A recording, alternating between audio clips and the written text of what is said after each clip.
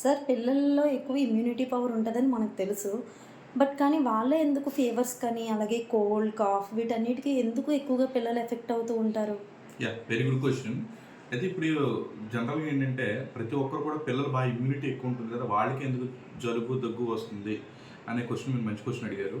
అయితే ఇక్కడ మెయిన్ ఏంటంటే, పిల్లల్లో మెయింటైనింగ్ కాజ్ అనేది మెయింటైన్ అవుతూ ఉంటది. అంటే ఒక పిల్లాడి నుంచి మరో పిల్లాడికి, మరో పిల్లాడి నుంచి మరో పిల్లాడికి అలా స్ప్రెడ్ అవుతూ ఉంటుంది వైరస్ అనేది. వైరస్ అనేది కాన్స్టెంట్‌గా మెయింటైన్ అవుతూ ఉంటుంది. సో, ఇక్కడ కాజ్ అనేది ఒక డిసీజ్‌కి ఎప్పుడు కూడా ప్రధానమైనది. మనం ఏంటంటే, ఒక జబ్బు రావడానికంటే మనకు ముఖ్యంగా మెయింటైనింగ్ కాజు, ఫండమెంటల్ కాజు, అక్యూట్ కాజ్ అని ఉంటాయి. అందులో ఇక్కడ పిల్లల్లోకి వచ్చేసరికి జగ్గు, జలుబు, రొంప ఇవి కంటిన్యూ అవ్వడానికి కారణం మెయింటైనింగ్ కాజ్. అంటే జబ్బు అనేది కాన్స్టెంట్‌గా ఉంటుంది. కానీ పిల్లలు మాత్రం ఒకరి నుంచి ఒకరికి స్ప్రెడ్ అవుతూ ఉంటుంది. సో, డిసీజ్ మాత్రం కాన్స్టెంటే.